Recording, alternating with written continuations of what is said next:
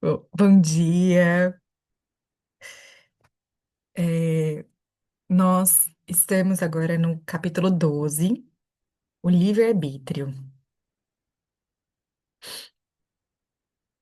Deixa eu só aqui.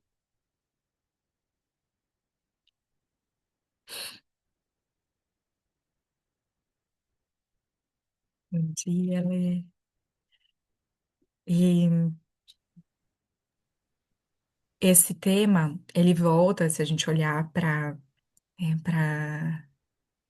a frase que está entre parênteses, para o tema histórias de amor. Eu vou começar a leitura, e aí eu abro enquanto outras pessoas vão chegando, eu abro para a gente conversar e puxar também, se tiver alguma coisa da semana passada. Não possuímos livre-arbítrio no relacionamento, no amor, pois estamos em uma relação. Esse tema é um tanto amplo, até um pouco polêmico, e a gente vai ter bastante coisa para explanar. Dizem que Deus deu aos humanos o livre-arbítrio. Minha pergunta é: para quê? Conforme você disse, Deus vive em mim a sua vida, isto é, segundo a sua vontade. Quer dizer, então, que a ideia do livre-arbítrio de ser humano é uma ilusão? O livre-arbítrio é um mito. Muitas vezes serve como justificativa para prejudicarmos o outro. Quem recorre ao seu livre-arbítrio faz o quê? Ajuda ou prejudica alguém? É egoísta e olha para si ou olha para uma outra pessoa? A partir do momento em que os pais têm filhos, não têm mais livre-arbítrio, mas mesmo assim são felizes. Não possuímos livre-arbítrio no relacionamento, no amor, pois estamos em uma relação. Durante a constelação familiar, é o que eu mais afirmo: o fato de nos encontrarmos emaranhados das mais diversas formas vem à luz.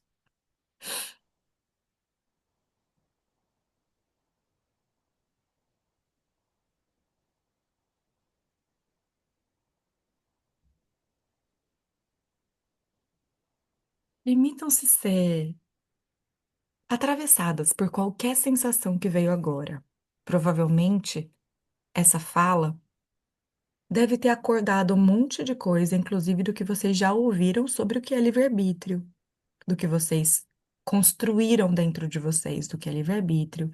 E aqui é a versão do Bert Hellinger. E eu quero ouvir também qual é a versão de vocês. O que que é livre-arbítrio para vocês?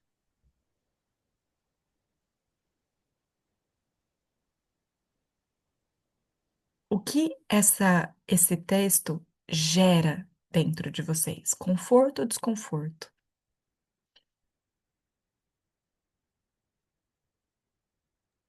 O Rê, Oi, Kênia. bom dia. Bom dia. Eu bem interessante vir isso. Eu estou lendo um livro do Robert Sapolsky, que é Determinado, e tem muito esse conceito do determinismo que a gente já no livro é assim, ó, você já está tudo determinado, né? Todos os padrões, e a gente fica repetindo. E ele fala muito isso de não existir livre-arbítrio.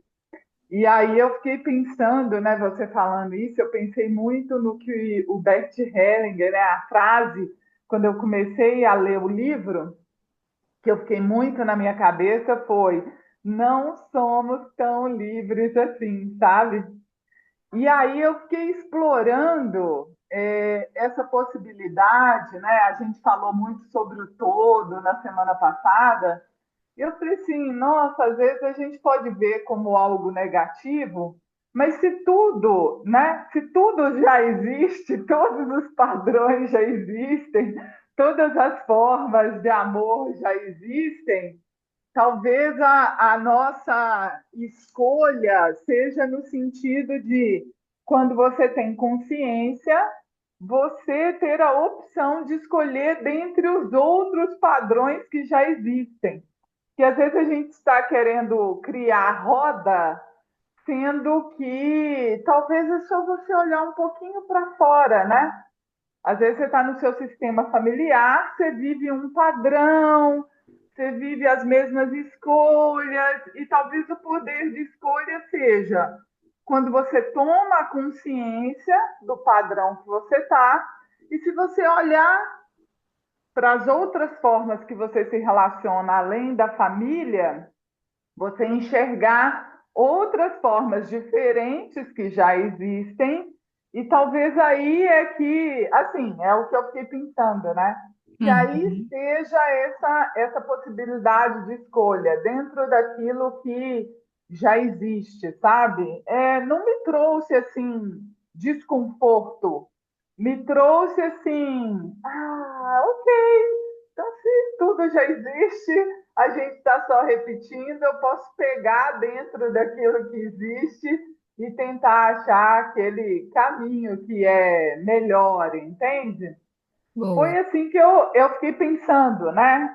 Ao Uhum, ler o livro e ao pensar nos conceitos do Bert Hellinger. Eu não entrei muito nessa coisa de religião, nem de bom ou mal, entende? uhum. Mas de assim, cara, relaxa, se o todo já existe, tudo já existe, aproveita, não queira inventar a roda, aproveita o que já existe, sabe?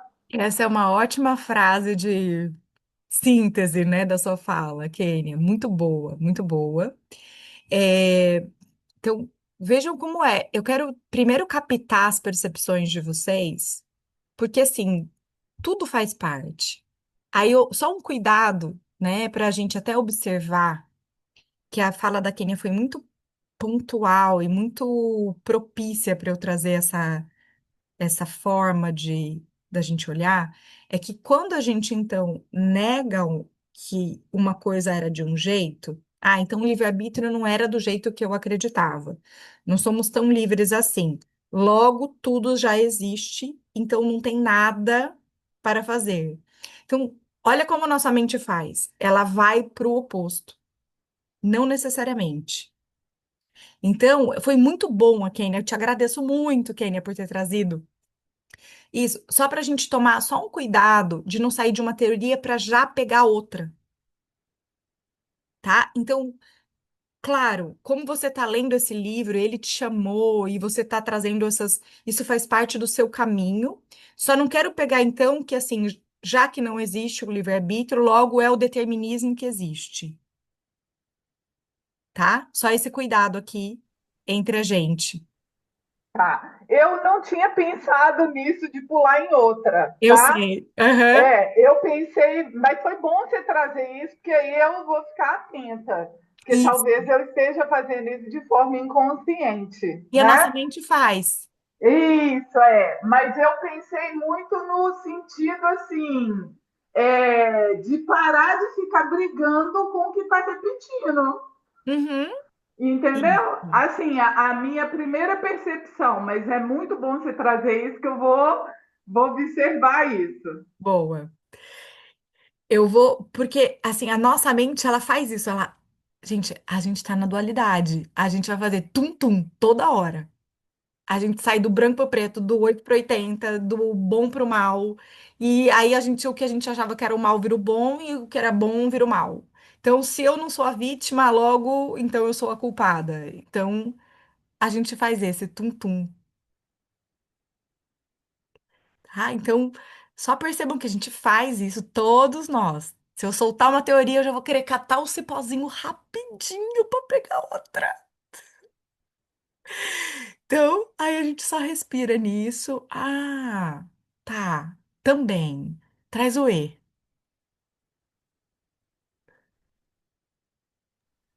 Ô, Rê, só para falar uma coisa aqui, é que quando. É porque eu não citei essa outra parte também, né?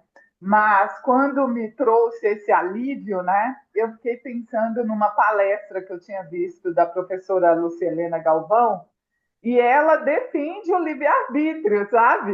Uhum. Então é como se eu estivesse explorando uma parte do Bert Hellinger que fala que não são tão livres assim, e aí eu estou lendo o livro do Robert Sapolsky que fala um pouco disso, e aí eu tinha visto uma palestra da Lucelena, e aí esse alívio que trouxe para mim foi, ela fala bem assim, se a gente fosse tão determinado, quem nascia de um jeito ia morrer daquele jeito. Isso, por isso que eu falei, Entende? não. Isso. Isso. O que o Bert está dizendo não é embasado na teoria do determinismo, não tem nada a ver. Não, eu entendi, não tem nada a ver. Eu estou Isso, falando só assim que eu li o livro, vi uma parte, aí vi a parte da filosofia, e aí eu lembrei da fala do Bert. E isso. aí eu falei assim, me trouxe esse alívio ao explorar os extremos. Me veio o alívio assim, cara, se tudo já existe, Isso. Agora, relaxa. isso. E Agora vamos ficar só. com essa frase, Kênia. Vamos ficar com essa sua frase que ela é importante, tá? Aham, Senão a gente cai, às vezes, na justificativa. Fica com isso que tá borbulhando em entendi. você, Uhum, tá? tá. Fica com isso porque e isso é uma coisa muito importante, gente. A nossa angústia, as nossas buscas e o que a gente vai encontrando de uma forma na sincronicidade, os vídeos que chegam, é o que vai ajudando a gente a tecer o lugar que a gente está caminhando. E aí vem o insight. Se isso tivesse uma resposta pronta, não estaríamos há milênios falando sobre isso, porque isso é desde o mito de Adão e Eva. É anterior, inclusive, a Jesus, Abraão e todos esses trechos que vêm, Egito, mitologia grega, mitologia egípcia, isso é anterior a tudo isso. Então, a gente não vai chegar numa resposta aqui hoje, tá? Senão já tinham chegado. E nem tenho essa pretensão. Deixem borbulhar, porque é isso que nos move.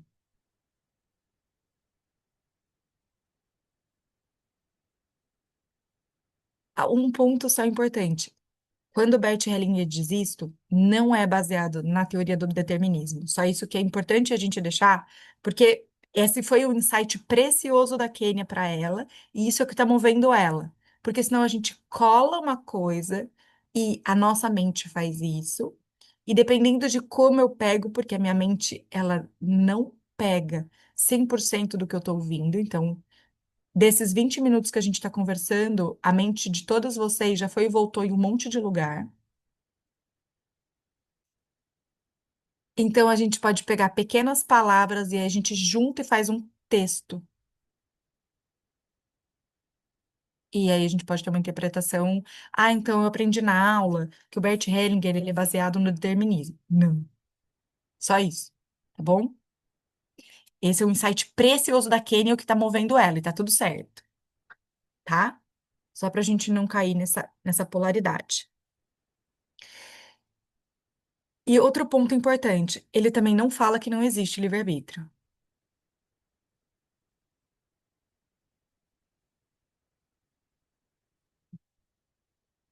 Ele tá falando que na relação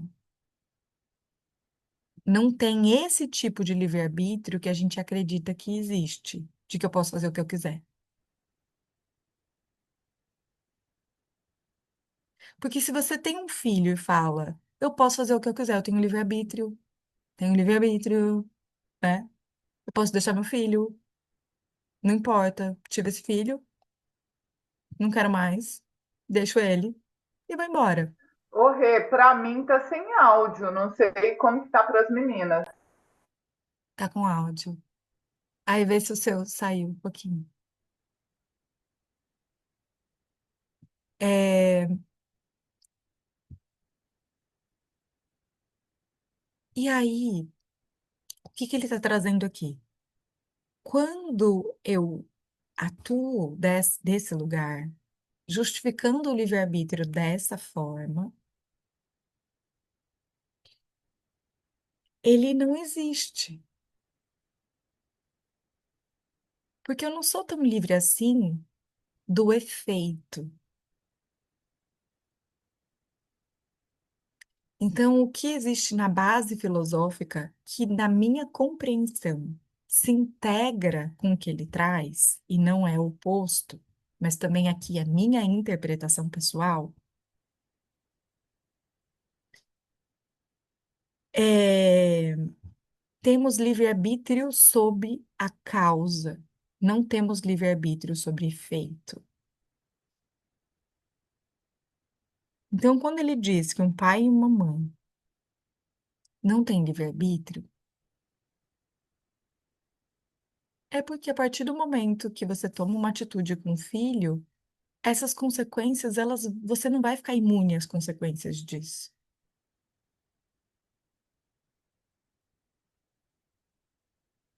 Ele não te absolve do efeito.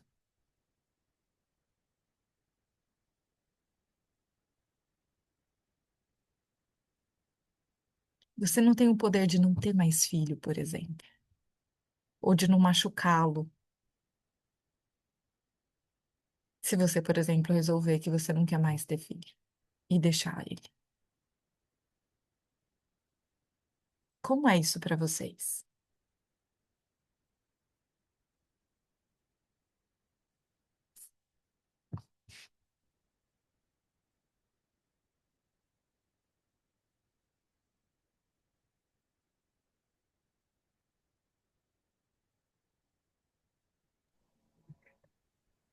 Oi, Rê. Oi, Oi, tudo Grazi, bom? bom dia. Bom dia.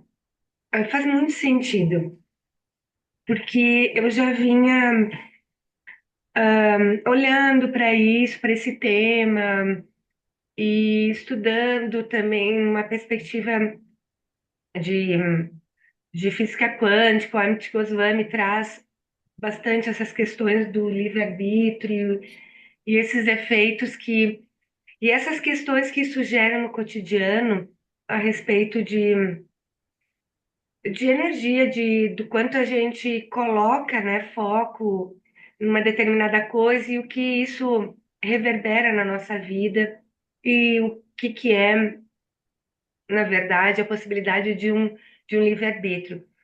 Então, quando tu colocas que a gente não tem livre-arbítrio sobre a consequência dos nossos atos, me dá um certo alívio, no sentido de saber que eu tenho a escolha, mas eu tenho a responsabilidade sobre a minha escolha. Perfeito. E- Eu tenho lutado, assim, eu digo lutado mesmo porque eu meio que fiz bastante enfrentamentos com a vida, sabe? Porque eu queria romper essas coisas que ela me apresentava, porque eu achava que eu tinha livre-arbítrio. Eu podia fazer tudo o que eu queria. Uhum, E pude fazer, só tive consequências. E aí essas consequências é que eu não estava conseguindo linkar com isso que você traz agora, que na verdade são a necessidade da tomada de consciência do que eu escolhi fazer com aquilo que a vida me trazia. uhum, Porque as coisas são como elas são. Agora eu entendo isso. Antes eu não entendia. Eu achava que eu podia mudar, inventar a roda, como diz a Kênia, né? E não, as coisas estão aí, eu faço parte de um conjunto, agora fica bem mais claro.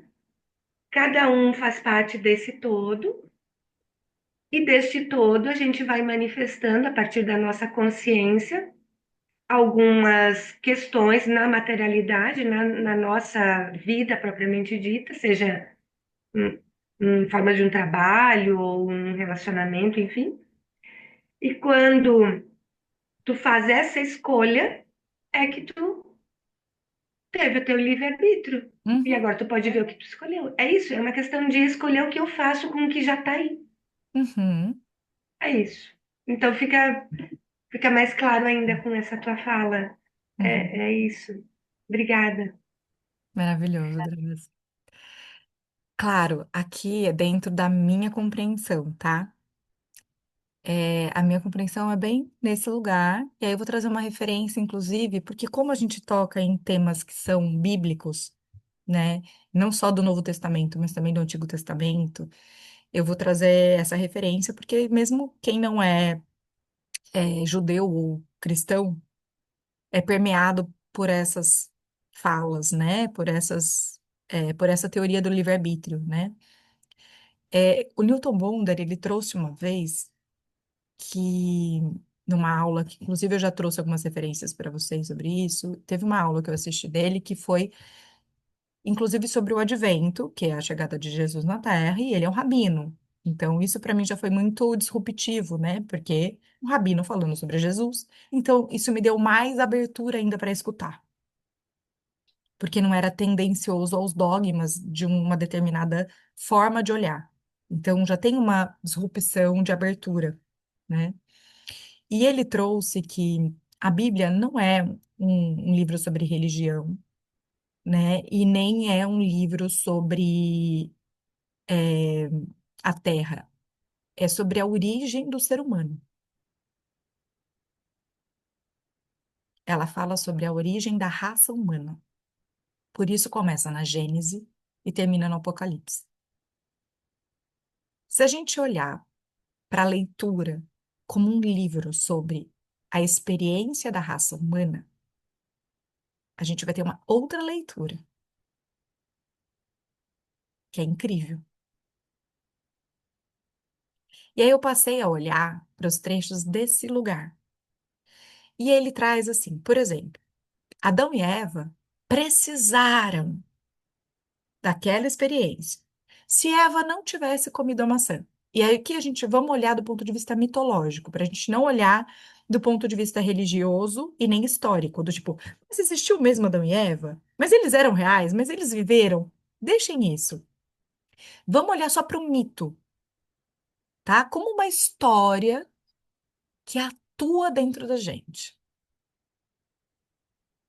Então, Adão e Eva estavam lá. Um belo dia, chegou Lilith, na forma de serpente, e falou: Eva, come essa maçã. E teve toda a tentação de comer a maçã. Ah, ela errou de comer a maçã. Então, ela é a culpada de tudo, né? Foi isso que ficou a gente. Então, isso também faz parte da experiência. Só que ele diz que, se eles não tivessem comido a maçã, teriam que ter chamado outros dois. Porque a raça humana parte do princípio da experiência do livre-arbítrio. Como você age diante da escolha. O que te move a escolher. E não mais de um lugar de.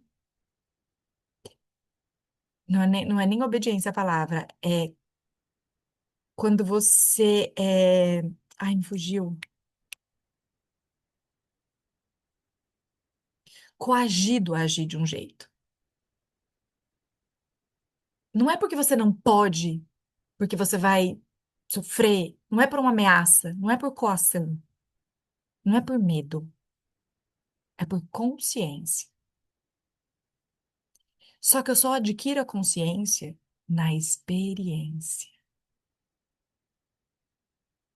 Senão eu estou me baseando no medo de acontecer uma coisa ruim comigo, no medo da minha mãe brigar comigo, no medo do meu pai brigar comigo, no medo da polícia me pegar, no medo de Deus me punir.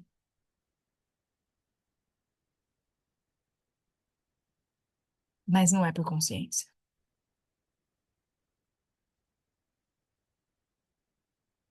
Então, a consciência, ela só vai acontecer na experiência. Então, quando come a maçã, comeram o fruto da sabedoria. Agora eu vou experimentar aprender não mais a partir só de teoria, mas pela experiência. E aí, quando ele traz Caim matou Abel, ele errou? Não, porque não tinha ainda os 10 mandamentos. Não tinha uma lei que proibia que não podia matar. Mas ali ele experimentou tamanha ira a ponto de matar. E escolheu matar o irmão. E aí ele aprendeu o efeito daquela causa. Se eu for tomado por essa emoção e deixar que ela me engula e ela me mova, eu posso machucar alguém a ponto de perder meu irmão. Eu quero perder meu irmão? Eu quero machucar meu irmão a esse ponto?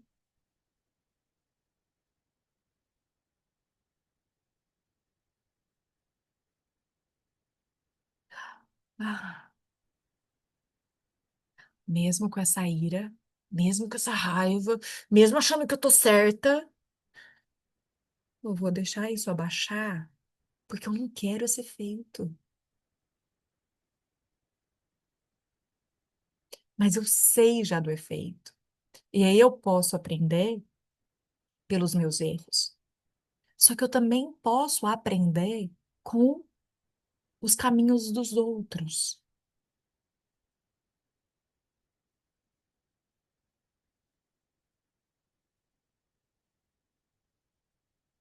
E aí, desse lugar, ouvir as histórias, estudar a história, inclusive, compreender a mitologia, ajuda a gente a perceber os efeitos das causas. Falar, opa, eu não preciso passar pela experiência dessa forma para aprender isso. Posso pegar carona aqui, né? Mas não é porque o outro falou que eu não posso. Não saia, filha, porque quando eu saí à noite aconteceu uma coisa muito ruim comigo. Então eu nunca mais vou sair à noite porque minha mãe passou por uma coisa muito ruim. Não é desse lugar, entende a diferença? O que aconteceu quando minha mãe saiu à noite? Ah, ela foi sozinha num lugar escuro, que não tinha muita gente, ou sei lá, ela bebeu, ou ela estava sem proteção. Então eu vou fazer o seguinte: se eu for num lugar assim, eu vou pedir para alguém me levar, me buscar, ou eu vou tal. Não é não poder viver experiências. Eu aprender o que pode ter acontecido, para que internamente eu possa ter cuidados, mas que eu possa viver experiências.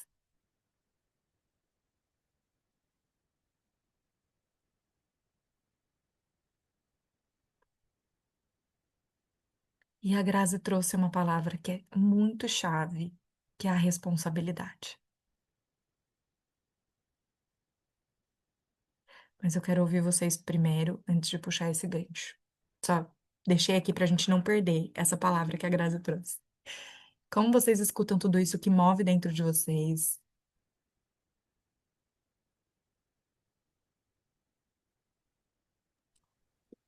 Eu acho fantástico isso tudo que você disse, e ao mesmo tempo, o quanto, né, a gente acha que, por exemplo, esse exemplo que você deu, né? O quanto eu me pego nisso de olhar a experiência e aprender com isso, ou de achar que eu estou sendo movida por um livre-arbítrio, não, eu posso, que comigo não vai acontecer, e acabo caindo no mesmo lugar, né? Uhum. Essa é uma outra parte, né, do livre-arbítrio, que dependendo do lugar que eu tô, mesmo achando que eu tô fazendo totalmente diferente, eu acabo caindo no mesmo lugar. Mas eu acho que aí vai muito disso. Eu não olhei com a experiência, né? Assim, de realmente aprender com aquilo. Mas não, eu posso, porque com o meu livre-arbítrio eu posso fazer totalmente diferente. E não é isso que acontece, né? Isso eu acho que é uma coisa que, não sei, é o que eu pesco muito da fala do Berce, porque é onde a gente, às vezes, achando que tá fazendo com os filhos, num relacionamento, a gente vai exatamente pro mesmo lugar, mesmo tendo feito caminhos que a gente achava que estava totalmente diferente, né? Maravilhoso, né? Muito bom, muito bom. É, o livre-arbítrio, acima de tudo, ele ensina pra gente esse lugar de ser pequeno diante do todo. E quando a gente vai do jeito que você falou, não, comigo jamais, né? Tipo, a gente já.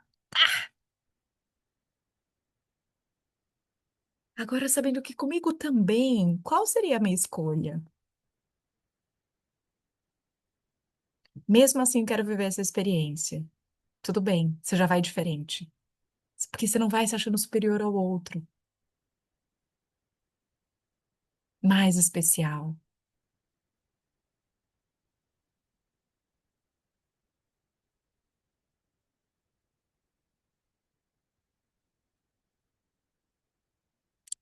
E um ponto que é muito legal, que vou pegar o gancho do que a Nath trouxe. Quais são as sensações? O que a gente realmente tem escolha?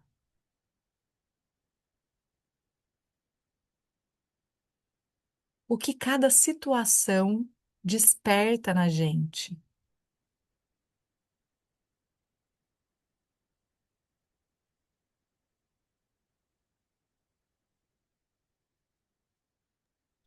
Você sabe que, me permita dizer, bom dia a Bom todas, dia, Dani. que quando a gente fala desse livre-arbítrio, me vem muito o filme Flow, Uhum. né? Boa. Que você, de acordo com que você, a vida é um fluxo, e Uhum. conforme as coisas vão aparecendo, que você vai sendo convidada a olhar para cada uma das coisas, de acordo com o fluxo da sua vida.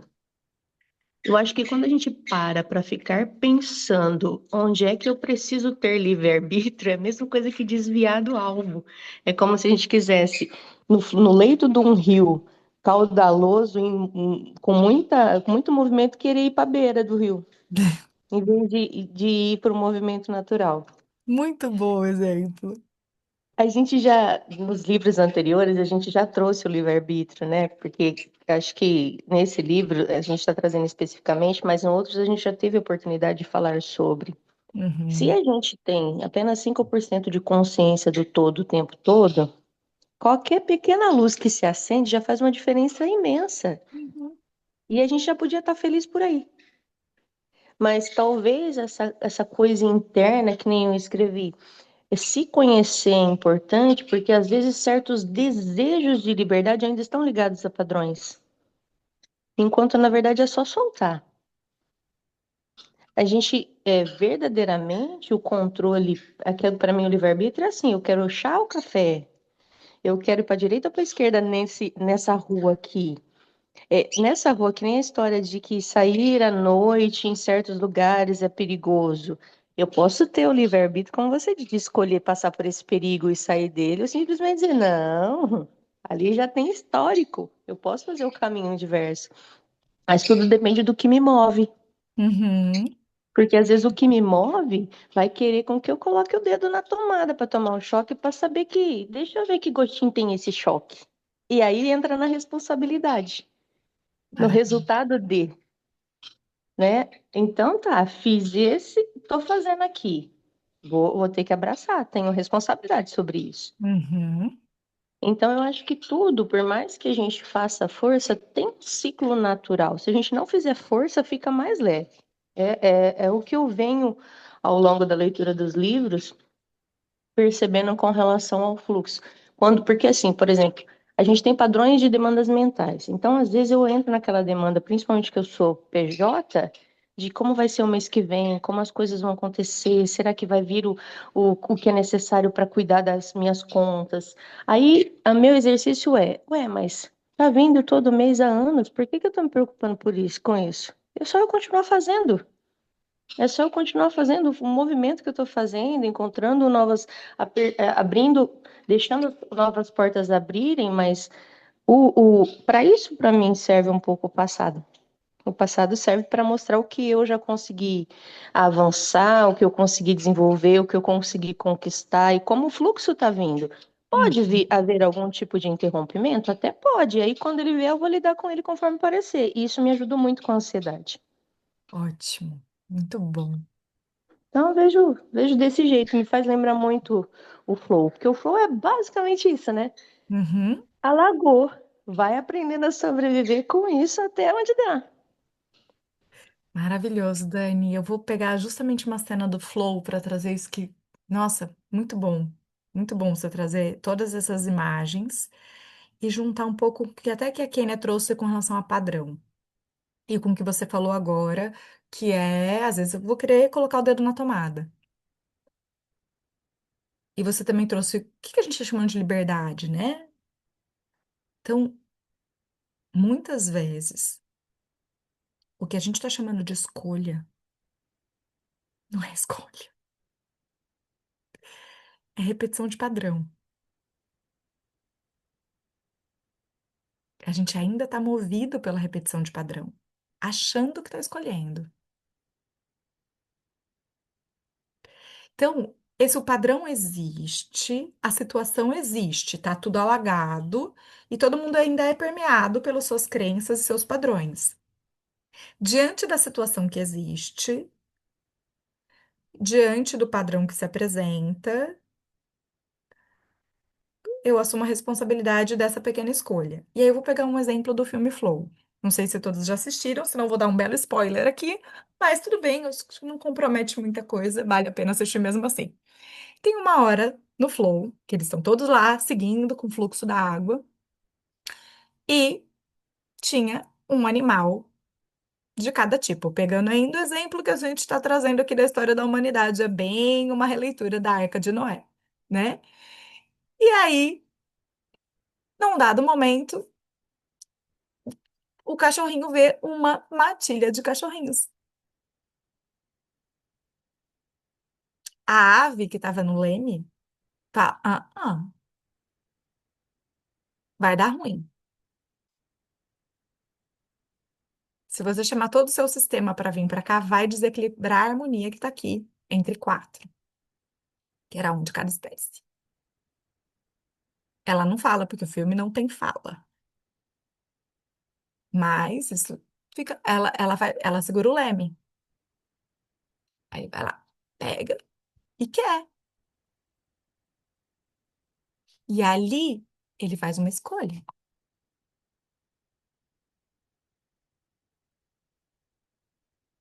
Tem certo ou errado? Tem bom e mal? Não, foi uma escolha. E o que que acontece quando ele escolhe trazer os outros cachorros para dentro do barco?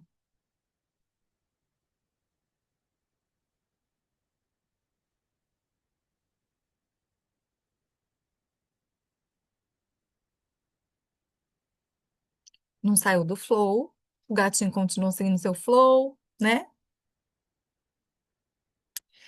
Nós somos 100%, nós somos responsáveis. A gente sempre vai ser responsabilizado, isso não significa culpabilizado. Responsabilidade não é culpa. A gente tem medo da palavra responsabilidade porque parece que a gente vai ser culpado. Não, mas a gente é responsável. Responsabilidade, a palavra significa habilidade em responder. E aí eu vou desenvolvendo habilidade em responder a cada situação.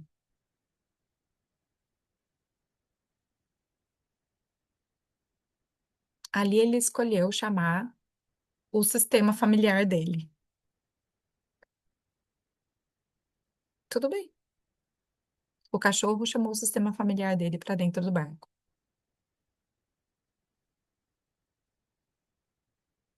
Tudo bem. Talvez aquele era inclusive o momento da disrupção e aquilo aconteceu porque estava na hora da ave mesmo ir para outro caminho, do gato ir para outro caminho, do outro ir para outro caminho. Às vezes era isso que o Flow também estava chamando eles. Não significa que um é o culpado por, mas essa foi a escolha. Diante daquele fluxo, diante de tudo que estava se apresentando, eles foram seguindo com o fluxo, eles foram. E aí, num determinado momento, veio isso, e houve essa escolha.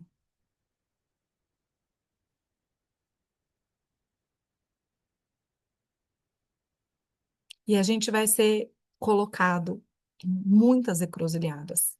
Porque a encruzilhada é o caminho da alma. Ela mostra o caminho da alma.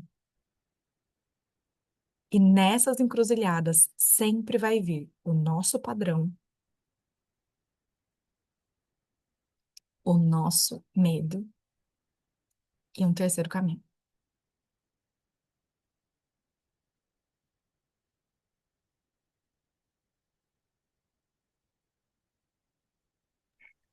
Mas agora tu trouxeste, né, a questão do filme. Realmente, ele fez uma escolha, mas a escolha dele, como a nossa, nunca vai reverberar só para nós. A escolha do outro vai reverberar também para nós. Tô, entre aspas, em visão, cada decisão. Peraí, Aí que é a questão. comeu sua fala, Grazi. Então, Nós estamos o tempo todo fazendo escolhas e influenciando nas escolhas uns dos outros. uhum, É tudo imbricado, tudo junto e meio assim, a gente não tem muita. A gente não tem a liberdade e o livre-arbítrio da escolha do outro. E aí tu tem que fazer novamente uma escolha em cima daquilo que talvez tu nem tinha escolhido. Acho que é por isso que a gente, o Bert Hellinger diz, né? Eu aqui, uma pretensão de tentar interpretar isso, né? Mas por isso que a gente é mais preso do que livre. por Porque a isso, gente. por isso que ele diz que a gente não é tão livre assim. Exato, A por escolha isso. das palavras é importante, né? Então, não é que a gente é preso, a gente não é tão livre assim. Assim, uhum. É por isso. Porque se eu me afeto com o que te afeta,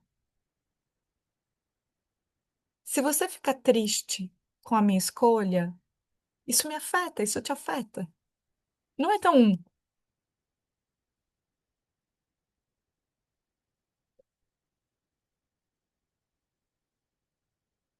Só que sim, eu tenho que bancar essa escolha. E aí é responsabilidade. Eu banco a minha escolha com tudo que ela custa para você, para mim.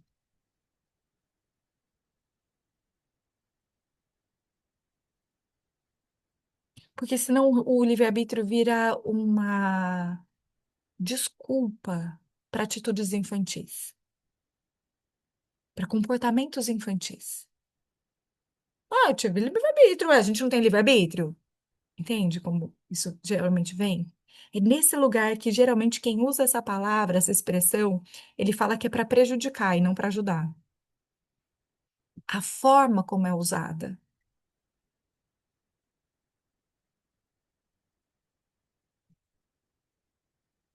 que é diferente de falar, eu precisei fazer isso, ou eu não consegui fazer diferente. Eu não pude fazer diferente. Eu respeito a dor que você sentiu. Pensa numa mãe ou um pai que não assumem a paternidade ou a maternidade de um filho. Isso não significa que esse filho, vou pegar um exemplo bem difícil, tá? Não significa que essa pessoa não vai sofrer, não vai sentir. E nem que esse pai e essa mãe estão com a consciência super tranquila, porque não fica. E pode usar essa expressão para falar, tive livre-arbítrio, tem livre-arbítrio. Não sou obrigado a ter filho.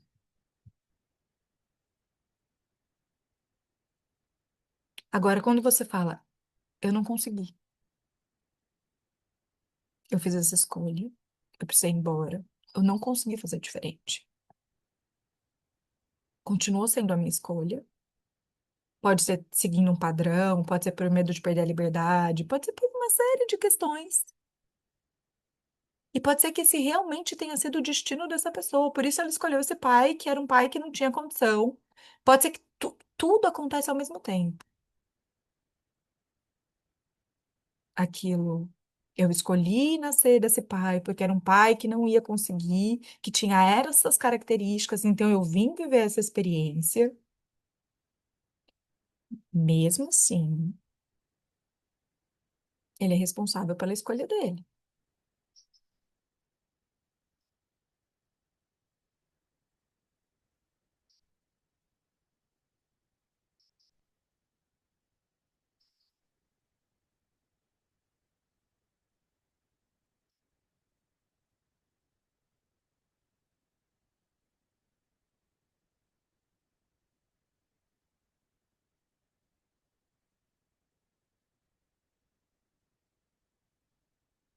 Um outro pontinho que eu ainda quero trazer desse tema. Imagina que você tem assim, esse é o caminho do amor.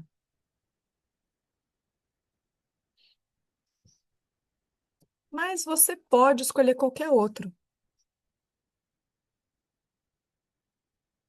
Você pode escolher qualquer coisa.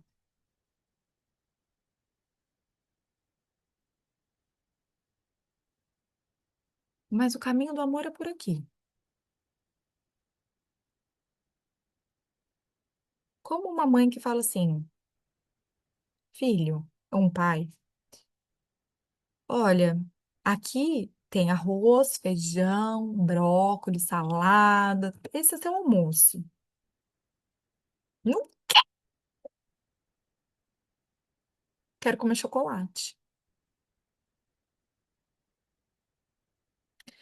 Não vai ser bom para você comer chocolate na hora do almoço. Você pode comer à tarde, você pode comer depois que você almoçar. Você pode comer chocolate em outros momentos, mas se você começar a almoçar chocolate, você vai ter um problema.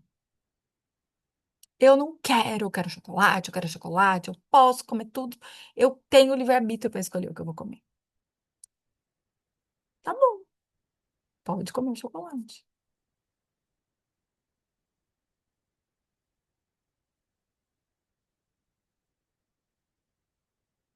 Todo dia? Não é bom. Você vai ter um problema. Essa é a refeição ideal para o seu almoço. Mas eu não quero. Eu quero comer chocolate, quero comer McDonald's, quero comer batata frita. Tá bom.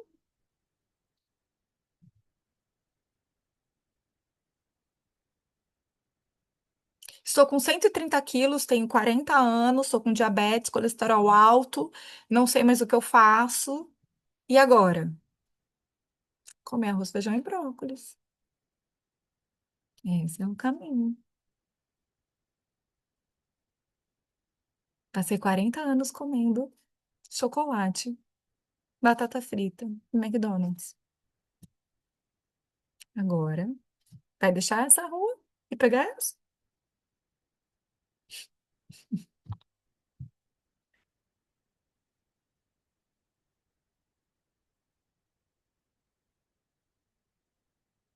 Mas você tem o tempo que você quiser para escolher. Tem uma coisa que a gente aprende quando faz curso de autoconhecimento, que é o movimento de mudança de padrão. E ele usa uma analogia que diz que é como nadar contra a maré, como se fosse o fluxo da Piracema. Uhum, Então, pode ser uma dica. Tá ficando difícil? Olha, talvez seja o caminho. Se tem um desafio, se for um pouco doído e se for desafiador, pode ser um sinal que você está no caminho, né? uhum, O fluxo natural, ele é mais leve, o padronizado, né? Você já está acostumado nele, você vai ali. Então, às vezes, algumas mudanças necessárias, elas levam à dor. E o quanto a gente está resistente à dor, né? O quanto que a gente quer passar por ela, né? O quanto que a gente quer deixar com que ela penetre e ela se transforme. Pode ser um sinal. uhum. Maravilhoso. Maravilhoso.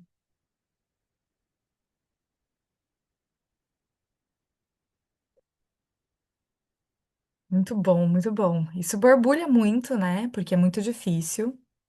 E o que deixa a gente muito apreensivo muitas vezes é o medo mesmo.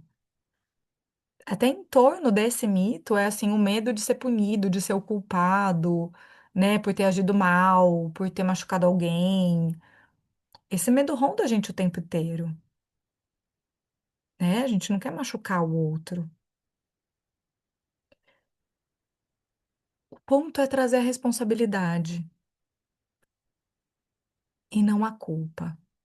Então eu vou aproveitar esse gancho e ler o próximo capítulo, que é responsabilidade. Olha que bonitinho que é o encaixe. Esse livro é incrível. Ainda dentro do tema história de amor, responsabilidade é amor. Neste tipo de responsabilidade, não preciso apoiar-me no livre-arbítrio.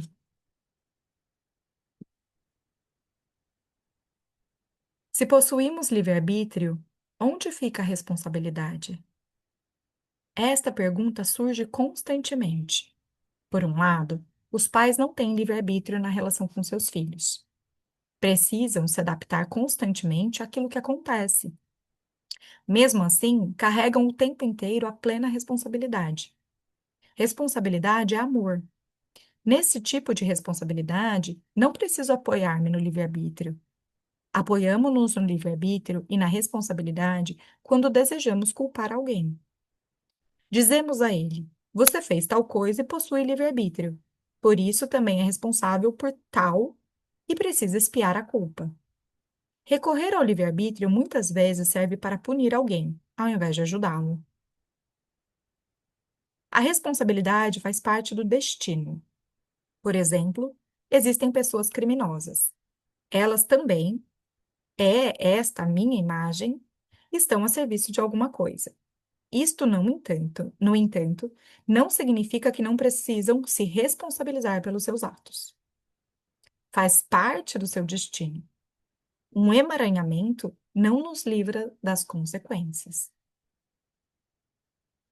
Apenas quando concordamos com as consequências de nossas ações, através de nosso destino, seja este como for, a nossa dignidade, perdão, apenas quando concordamos com as consequências de nossas ações, obtemos, pulei essa palavra, através do nosso destino, seja este como for, a nossa dignidade, a nossa força.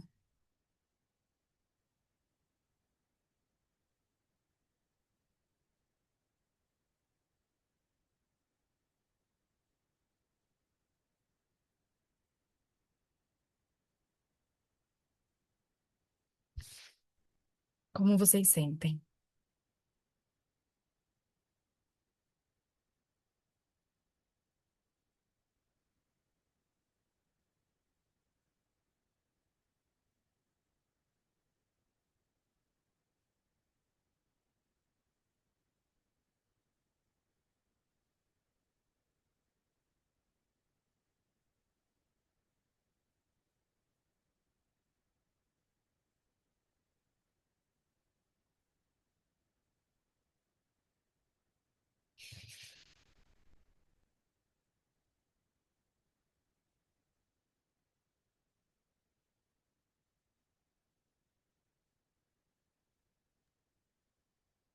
Oi, Rê, Oi, Lu, tudo bem?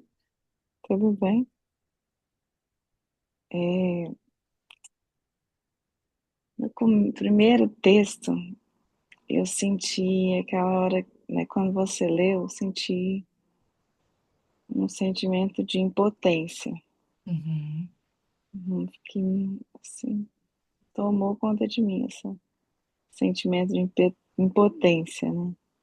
Porque eu pensei, se eu não tenho livre-arbítrio, eu não posso escolher, então, né? E agora com as falas, foi assentando. E agora, com esse outro texto, eu pude pensar que se eu, se eu, se eu bancar, né, as consequências dos meus atos, eu posso escolher. Uhum. E aí tá tudo certo. Mas eu preciso dessa responsabilidade e bancar essas consequências que virão a partir dessa escolha. E quando Né? você, Lu, experimentou primeiro a sensação de impotência, qual era a escolha que passou pela sua cabeça? Sem precisar contar a sua história, mas era uma escolha de que ordem?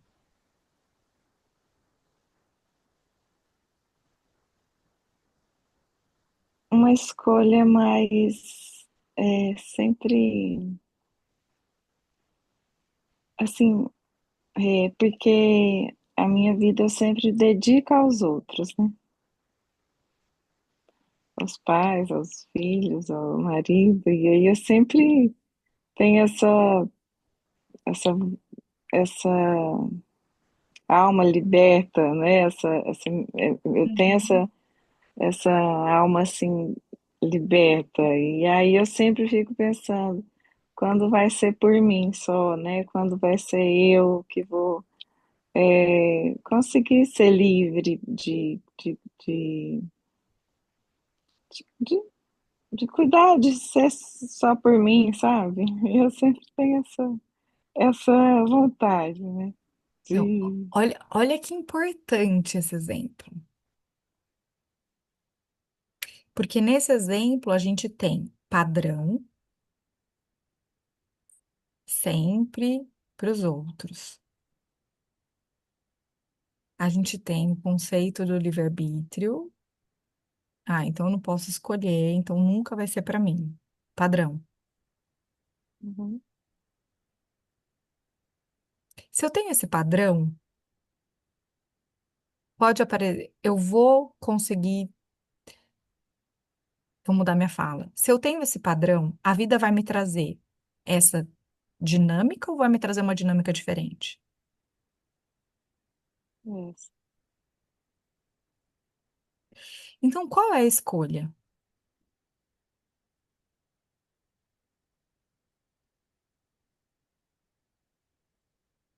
mudar o padrão E como seria mudar o padrão?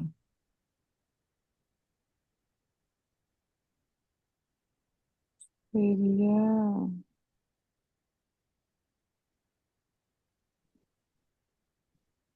me Qual- colocar em primeiro lugar. Isso. Então, ver o que eu quero fazer. Isso significa que eu não tenho mais responsabilidade sobre ninguém e agora vou ser só eu. Não, Isso significa que o outro vai ter que falar você fez a melhor coisa, era isso que a gente estava esperando de você e não ficar chateado. não, Isso significa, então, que você vai ter que se condenar a vida inteira a fazer tudo pelo outro e não poder olhar para você?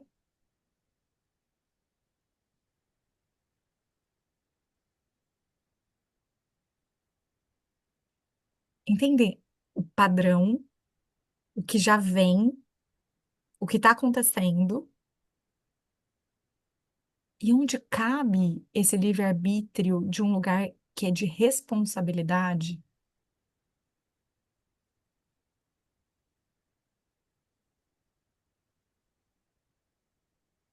Então, você não está determinado a viver isso a vida inteira. Só que se você continuar agindo dessa forma, vai acontecer.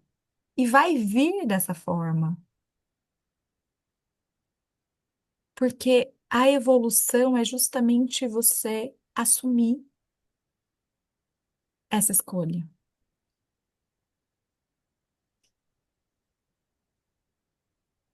E aí tem mudança, não é que nada vai mudar. Tudo pode mudar. Só que não é de um lugar passivo e nem infantil, que é irresponsável, no sentido de ser irresponsável, sabe? Não é, não são os outros que vão me trazer a possibilidade disso acontecer. É o bancar.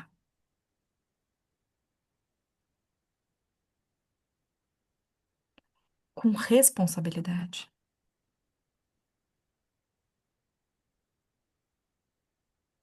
Pode ser que eu vou frustrar alguém,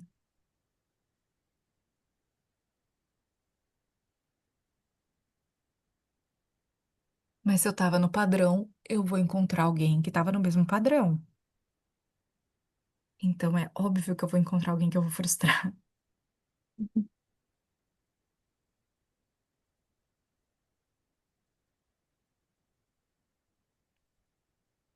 Como é isso?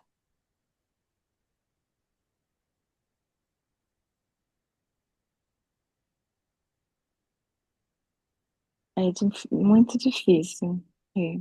Uhum. Mas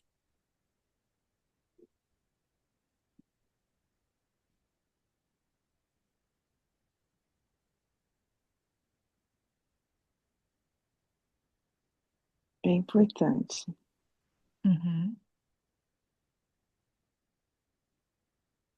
Tem um chaveirinho que eu comprei quando eu mudei pra cá, que aí eu coloco ele bem no lugar onde eu fico olhando toda hora, que tá escrito assim: Felicidade é estar em paz com as nossas escolhas.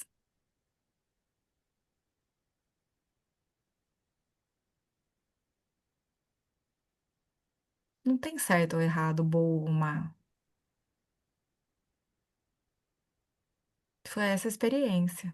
Agora, o arrependimento prende a gente no passado. E aí é desse lugar que o Bert fala que se é algo que é muito grave, por exemplo, um crime, o que liberta e traz dignidade e força de volta para essa pessoa é ela pagar a pena. Então, se eu cometi uma ação que, por mais difícil que seja, foi a minha escolha naquele momento, e aquilo foi ruim, eu vou perder algo. E eu preciso aceitar isso que eu perdi.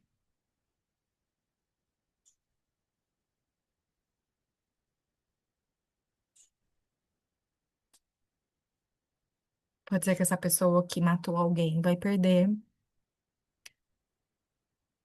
uma liberdade por um período, vai ficar presa. E aí ela pode corrigir aquilo nela, restabelecer a dignidade e a força, para fazer diferente a partir de agora.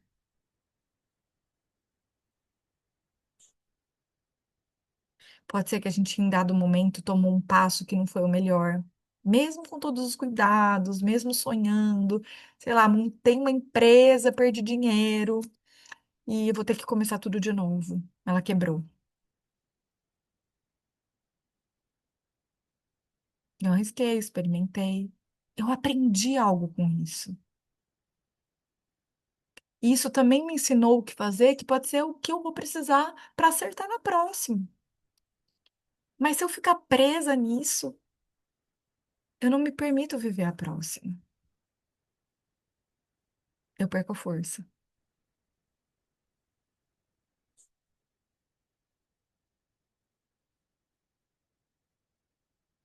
E viver você, a sua liberdade, por exemplo. Tipo, viver quem você é. Não é abandonar o outro. Mas se eu acho que eu só vou ser livre quando eu for sozinha e não tiver ninguém conectado a mim, é isso que eu vou desejar. Ou vou achar que eu nunca vou poder.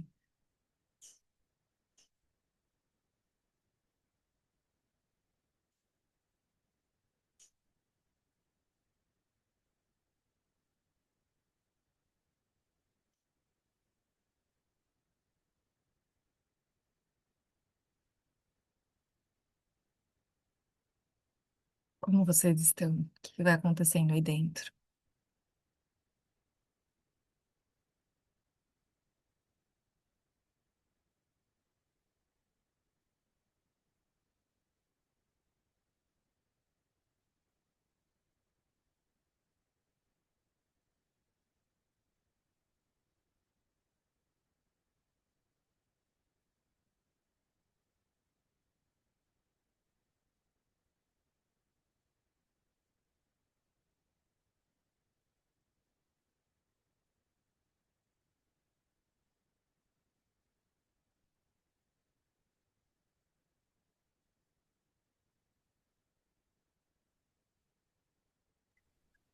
Hum, Me passa muito a ideia, Rê, de que a importância do autoconhecimento, né, e do autoacolhimento, e que a gente vive numa Matrix, né?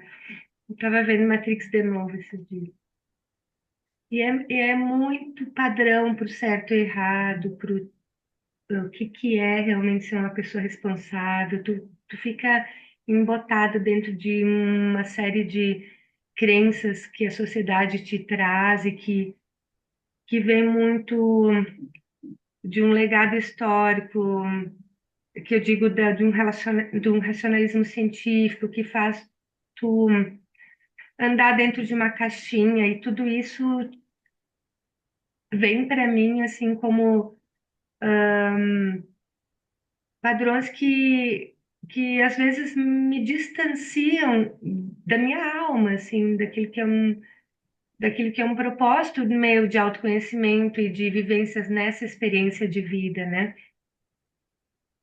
E aí a gente se afasta também dessa noção de que, o que que eu quero responder a essa situação que está acontecendo? O que que eu preciso experimentar? O que que para mim é significativo também? E o que que isso que é significativo para mim tem interferência nesse todo no qual eu estou vinculado e ligada e interdependente. Então é muito importante esses movimentos que você proporciona a partir desse grupo e que a gente vá fazendo isso com nós mesmos, né? Nos questionarmos, nos ouvirmos, que ser responsável é algo que tem muito a ver com contigo mesmo, com o que tu conseguiu construir enquanto caminhada, daquilo que é verdade, que tu conseguiu construir para ti, da ampliação da consciência que tu conseguiu fazer nesse momento.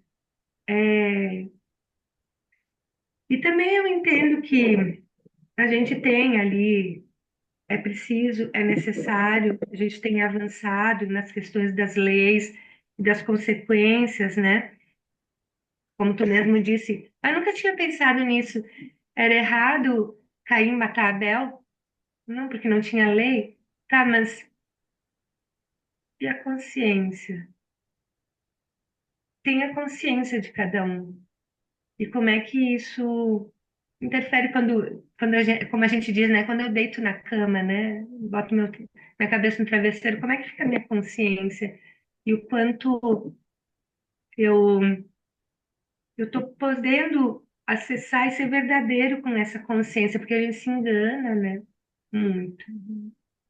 Aí que é a questão, né? O quanto eu tô me enganando para não olhar para aquilo que tem que ser olhado. Então é bem complexo isso. Muito. Uhum. E trazendo o começo da sua fala, né, Grazi, esse autoacolhimento mesmo, essa paciência com a gente, porque senão a gente acaba sendo muito duro, né, com nós mesmos. Se a gente for pensar, pensa, sei lá, Buda, né, existiu na Terra quantos anos atrás, sabe? Jesus veio na Terra quantos anos atrás? A gente até hoje tá dando looping rodando essa rodinha do hamster, entendeu? Então, assim, é algo tão complexo, de uma magnitude tão grande, que tudo bem.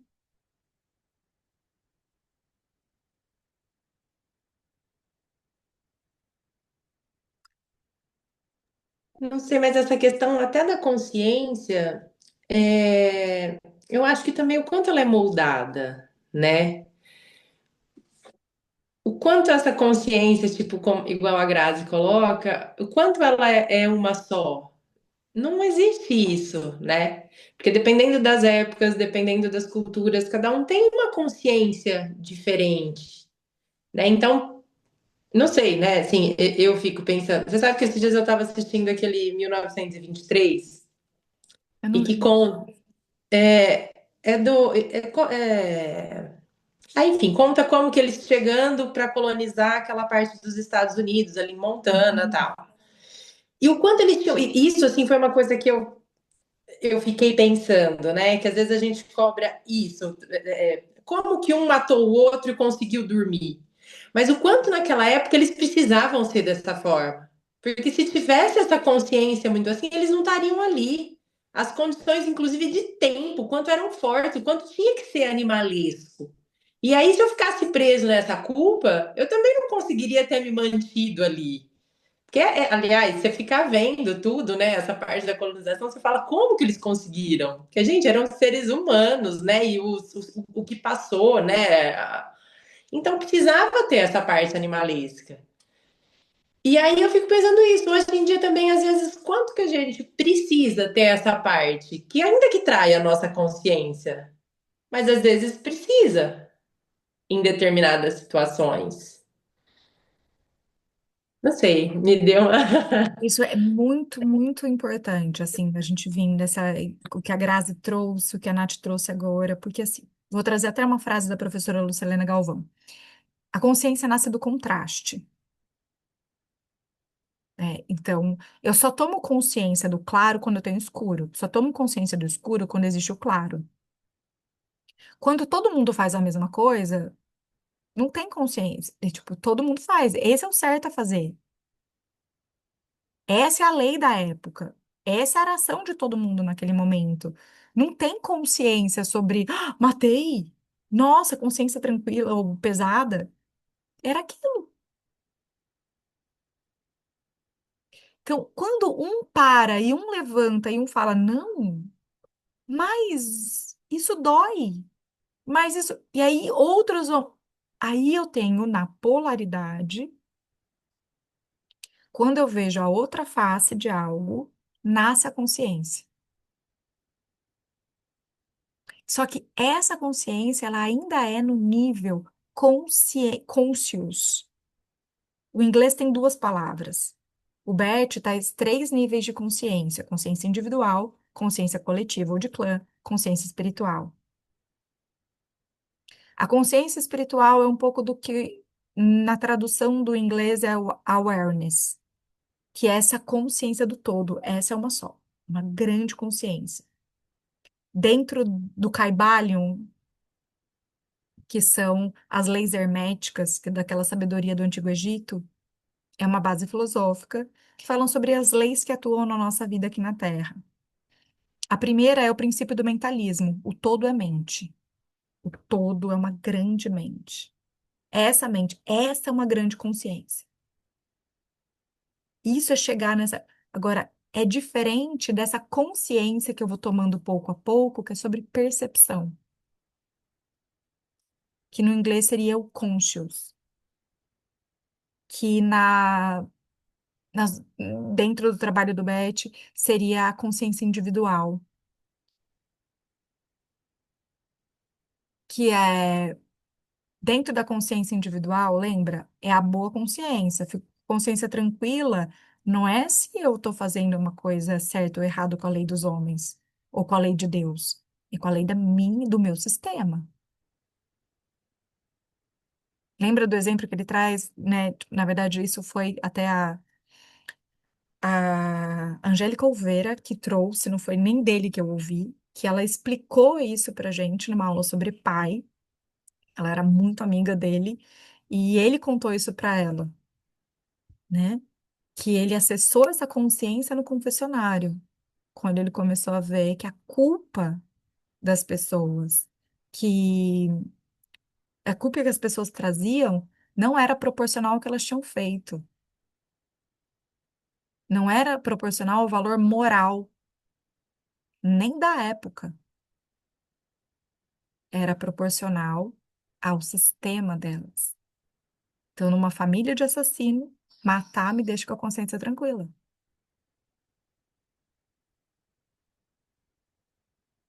Por isso que às vezes uma pessoa vinha falar, matei fulano com a consciência mais tranquila, conseguindo dormir, do que uma pessoa que gritou com a mãe, porque dentro do sistema dela não podia gritar com a mãe. Então, porque isso garante a minha sobrevivência. Então, esse exemplo que a Nath trouxe é muito bom, Porque naquela época, matar e tomar terra garantia a sobrevivência.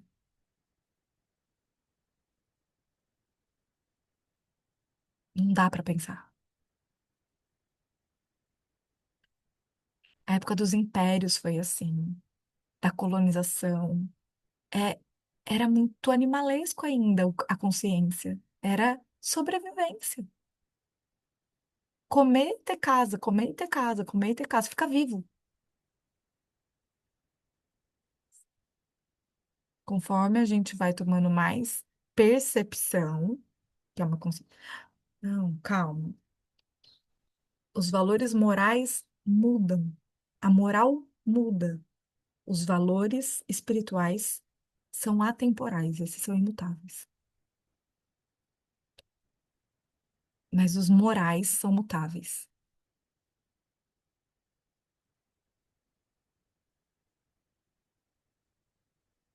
Faz sentido para vocês isso?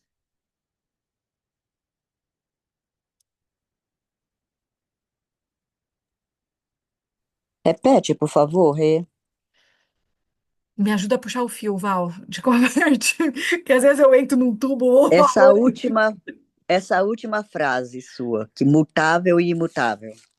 Os valores morais, eles são mutáveis, né? Então, eles vão evoluir de acordo com o tempo, de acordo com o sistema. Por exemplo, em algumas famílias, e isso ainda existe, né? Que é difícil para a nossa consciência atual, né, da grande maioria, mas para algumas famílias o pai ainda é o primeiro homem da menina, por exemplo, e isso não é incesto. Em algumas culturas, isso ainda existe no mundo atual. Então, dentro do valor moral daquele sistema, isso não é errado.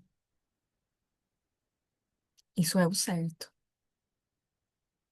Isso não é nem abuso, nem estupro, nem incesto. É um exemplo bem pesado para a gente entender, assim, né? Então, esses valores, eles são mutáveis, porque eles vão evoluir de acordo com o tempo, o desenvolvimento moral de cada cultura, de cada sistema, de cada lugar. Vamos para um exemplo mais perto, né? O valor moral de uma determinada religião é casa virgem. O valor moral de outras culturas é poder viver experiências. Isso não compromete minha dignidade, meu trabalho, isso não é um problema. Isso é um valor moral. E o valor moral, ele rege a ética. Então, a ética também é mutável.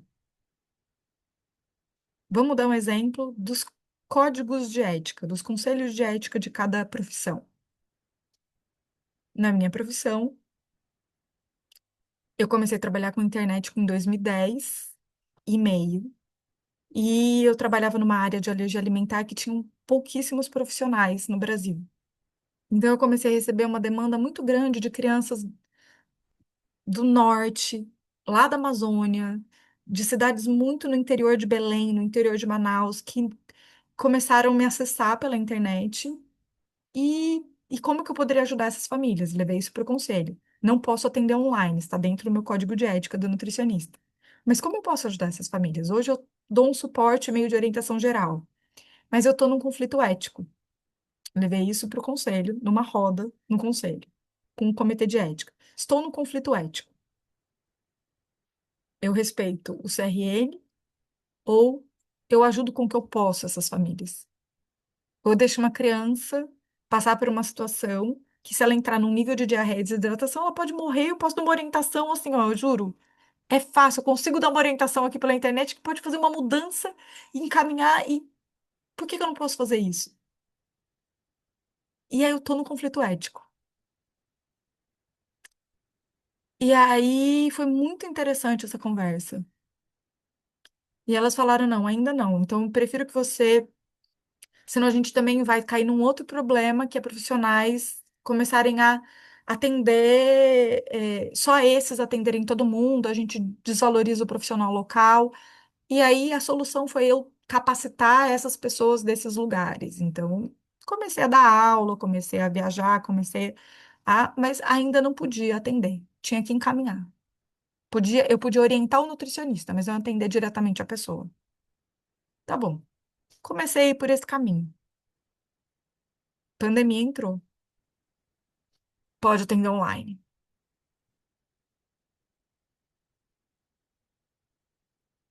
Anos. Cuidado, não, não pode isso, conflito, vai ser que problema. Lá, lá, lá. Chegou a pandemia, puf, não tem mais problema nenhum, pode atender online. Tem constelação. O Bert falava jamais constelação online. Às vezes vem uma situação, traz uma coisa de emergência, muda o valor moral, muda a crença, muda a ética, mudou o código de ética. Hoje pode atender online, dentro do código de ética. Entendeu? Com exemplo simples. Moral e ética mudam. Os valores universais, esses valores mais, esses são imutáveis e atemporais. Os exemplos são temporais e locais, mas o valor é universal e atemporal,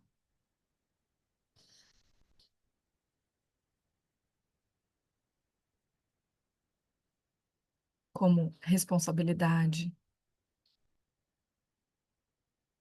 como sabedoria,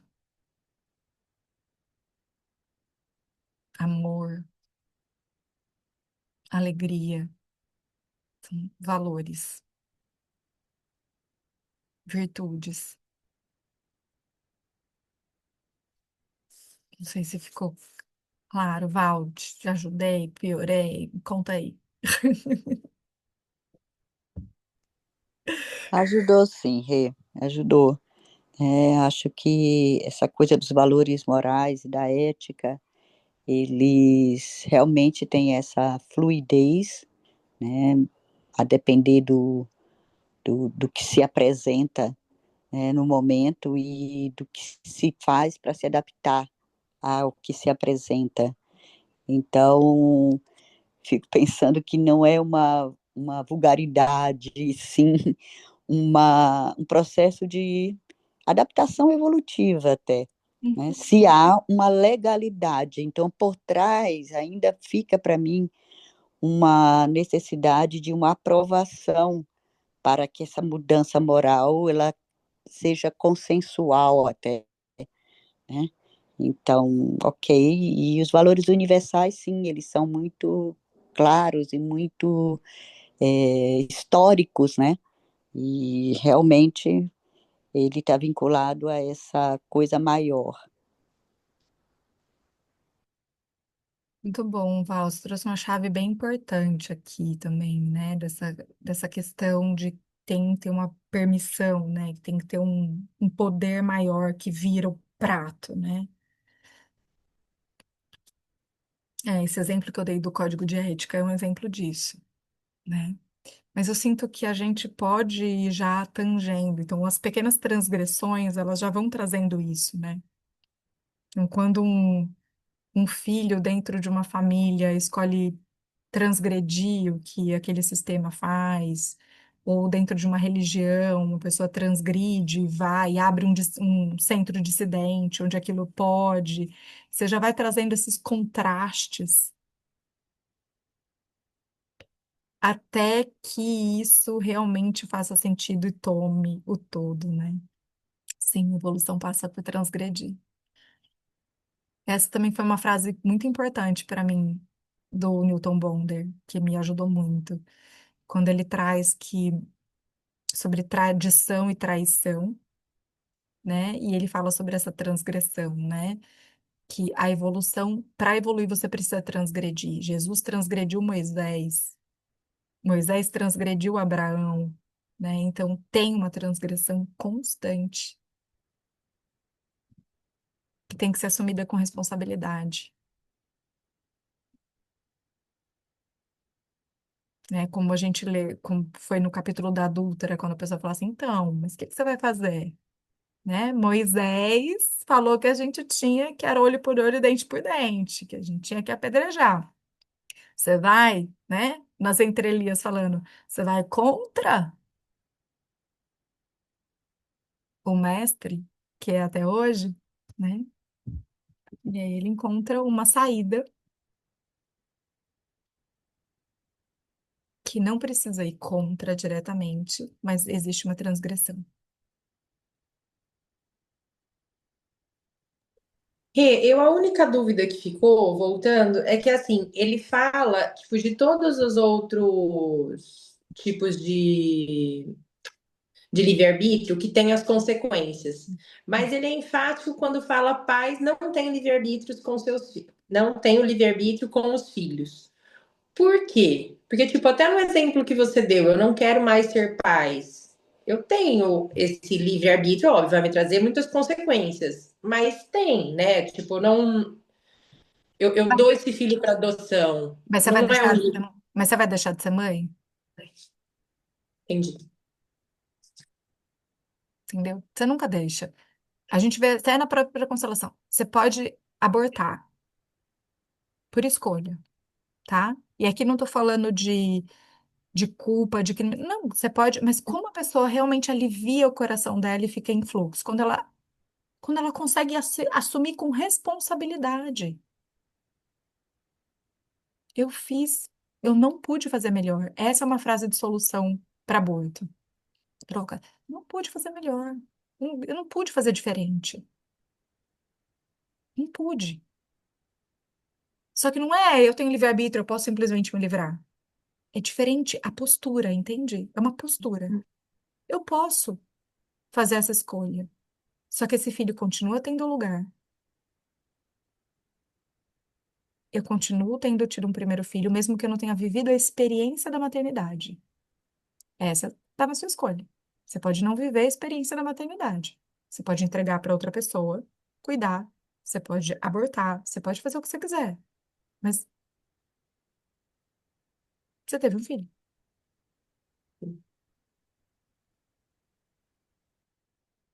Não dá para voltar. Você não apaga, entende? Aquilo fica na tua biografia.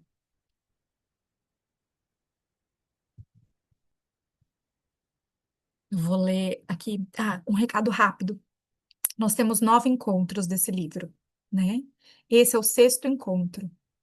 O próximo, ao invés de terminá-lo no final de julho, eu coloquei para vocês desde o início que a última data é o dia 4 de agosto, tá? Por quê?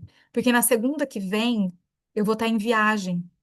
E como eu não sei como vai ser a internet lá, porque eu vou para a Amazônia, então é um lugar que a gente vai ficar numa comunidade ribeirinha, eu fiquei com receio de não ter internet.